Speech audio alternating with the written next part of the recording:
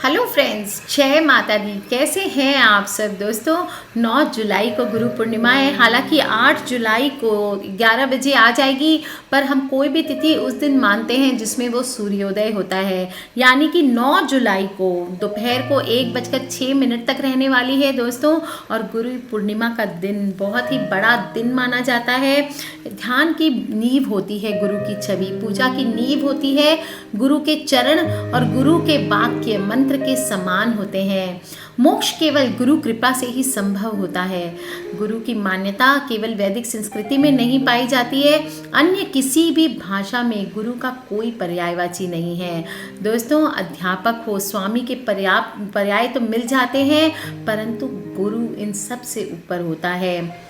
दोस्तों, गुरु आपके और आपकी दैविक शक्तियों के बीच के सेतु का काम करता है, एक ब्रिज होता है, और दैविक शक्तियों से आदान प्रदान का एक माध्यम होते हैं गुरु अपनी क्षमताओं को समझते हुए ऐसी साधना का मार्ग बताते हैं जिसके आप धीरे धीरे अपने आप ही देवी देवताओं के करीब होते जाते हैं, उनके सानिध्य में आते जाते हैं, और आप कब नास्तिक से आस्तिक बन जाते हैं आपको खुद को पता नहीं चलता।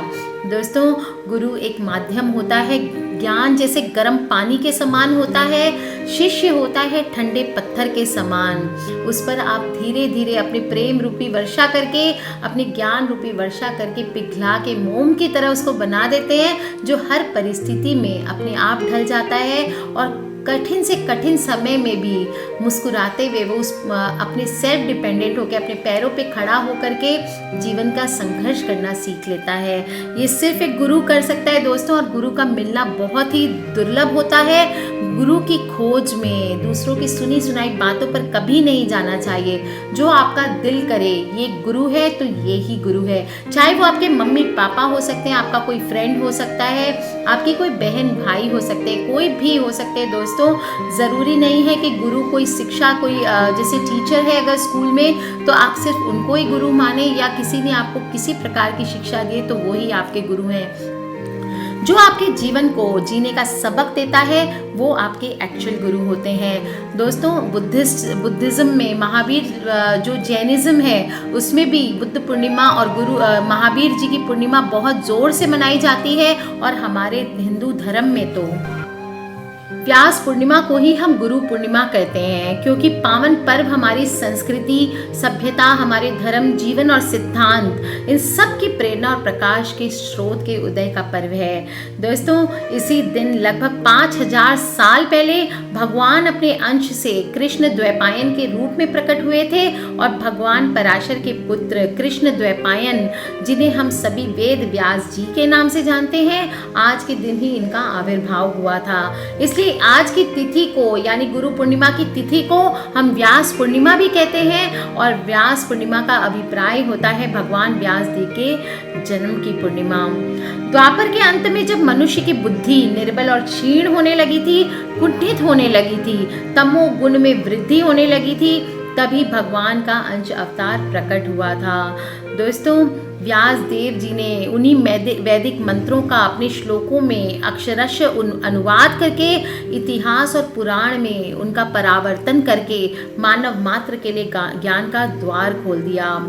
भगवान व्यास वेद शास्त्र के जब ज्ञाता हुए तो उन्होंने वेद शास्त्र को व्यवस्थित किया, विभाजन किया, ब्रह्म सूत्र, महाभारत, पुराणों की रचना की, पूर्ण वेद के ज्ञान को विश्व में प्रतिष्ठित किया, जिससे उनकी संज्ञा जगत गुरु की हुई।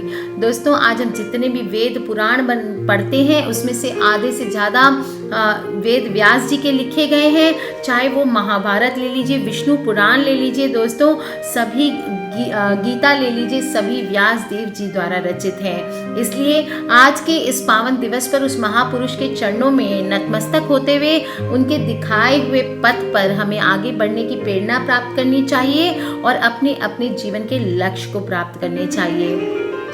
दोस्तों, आज के दिन यानी गुरु पूर्णिमा के दिन विद्वानों की पूजा, गुरुओं की पूजा, ज्ञान विज्ञान से युक्त हो उनकी पूजा के रूप में मनाए जाने की परंपरा है। इसके साथ ही साथ जब हम ज्योतिष शास्त्र की बात करते हैं तो उसमें कुंडली में गुरु मनुष्य की आर्थिक स्थिति और वैवाहिक जीवन को प्रभावित करता है। यहाँ जब हम गुरु की बात करते हैं तो हम बात करते हैं बृहस्पति जो ग्रह है उनकी बात करते हैं। इनको विष्णु भगवान का छोटा स्वरूप भी माना जाता है।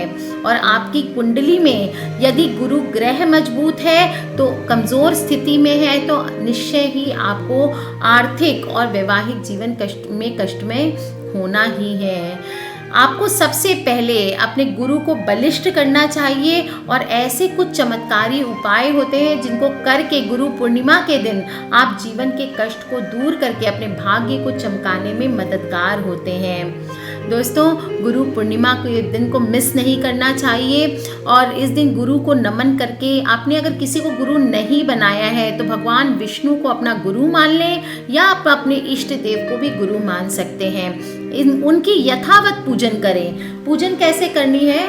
व्यास पीठ बनाई जाती है, एक पाटे पे आप सफ़ेद कपड़ा रख लें, बिछा लें और उसके ऊपर 12-12 खड़ी हुई लकीरें बना लें। ऐसे व्यास पीठ आप बना सकते हैं और उसके बाद 10 दिशा में आपको थोड़े थोड़े चावल छोड़ने हैं सभी गुरुओं के नाम लेकर के।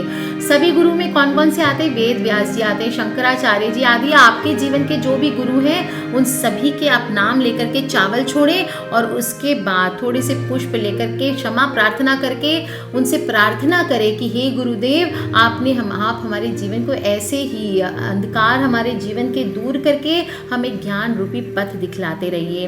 दोस्तों, आप अगर नहीं भी करते हैं, आजकल तो टीचर्स डे जो 5 सितंबर को होता है उस दिन को ही गुरु पूर्णिमा मान चुके हैं लोग, लेकिन एक्चुअली आज भी जो ट्रेडिशनल विद्यालय हैं या जहाँ पे कला आदि का निवास है, कला से जुड़े लोग हैं, चाहे डांस हो, चाहे सिंगिंग हो या कोई भी और कला की फील्ड हो, दोस्तों वहाँ पे आज भी इस दिन को बहुत बड़ा महत्व दिया जाता है।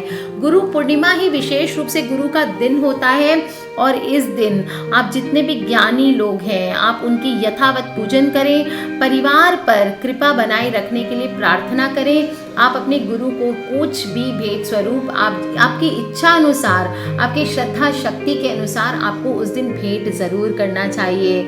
आपके जीवन में ऐसा कोई गुरु है जो कुछ नहीं लेता है आपसे, तो उसको कम से कम 2 शब्द आप अपने अनमोल दें कि हे गुरुदेव आपने हमारे जीवन को इल्यूमिनेट किया है, आपने हमारे जीवन को पथ दिखलाया है, रास्ता दिखलाया है, मैं आपको शत-शत नमन करता हूँ। दोस्तों, गुरु के लिए चीज़ें कोई मायने नहीं रखती क्योंकि वो तो ऐसे ही सन्यासी होते हैं और ज्ञान बांटने में विश्वास रखते हैं, वो लेना नहीं जानते, वो सिर्फ देना जानते हैं। इसलिए हम ऐसे गुरु की आराधना क्या करें? हम उनको सिर्फ धन्यवाद दे सकते हैं अपने छोटे छोटे प्यारे से शब्दों से। और हाँ दोस्तों, जिन लोगों को अब मैं बता दूं आपको फटाफट क्या क्या उपाय करने हैं आपको।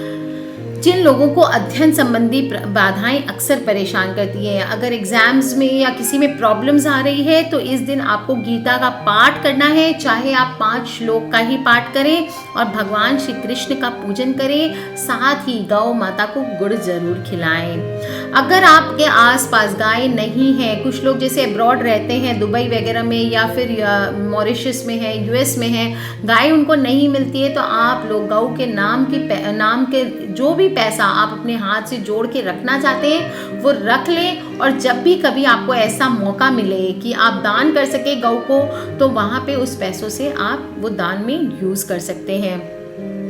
दोस्तों, जिन लोगों का भाग्य उदय नहीं हो रहा है, कारोबार मंदा चल रहा है या फिर बहुत ज़्यादा आर्थिक हानि हो रही है, ऐसे लोगों को गुरु पूर्णिमा के दिन 1 मुट्ठी पीला अनाज, आप कोई भी दाल दे सकते हैं, वस्त्र दे सकते हैं पीले रंग की और पीली मिठाई का आपको दान करना चाहिए।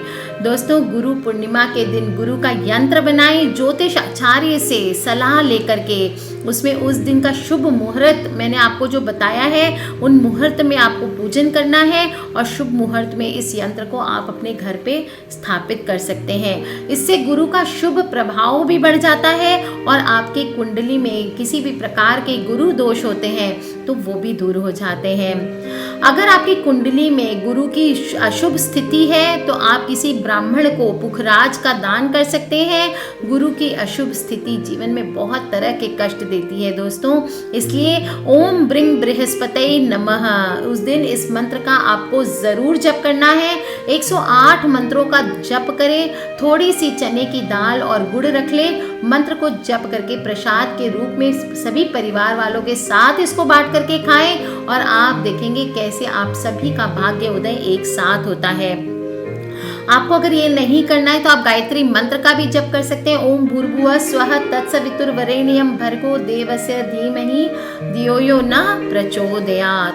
दोस्तों, यदि आपके जीवन में बार बार कार्य बिगड़ रहे हैं तो गुरु पूर्णिमा के दिन फाइनल चीज बता देती हूँ आपको, भगवान विष्णु के चित्र के समक्ष या ठाकुर जी यानी कि हमारे कृष्ण जी के सामने मंदिर में जा करके, मंदिर नहीं हो तो अपने घर के मंदिर में ये उपाय करें, गाय के घी का दीपक जलाएं और भगवान से परेशानी दूर करने की प्रार्थना करें।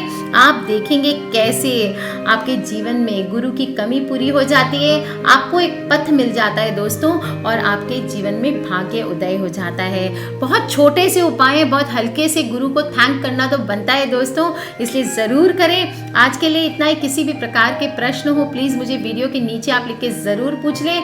अपने फ्रेंड्स, फैमिली, मम्मी पापा, भाई बहन, बच्चों से इन वीडियोस को शेयर करना ना भूलें क्योंकि हमें नहीं पता कौन सी वीडियो कब किसकी लाइफ बदल दे।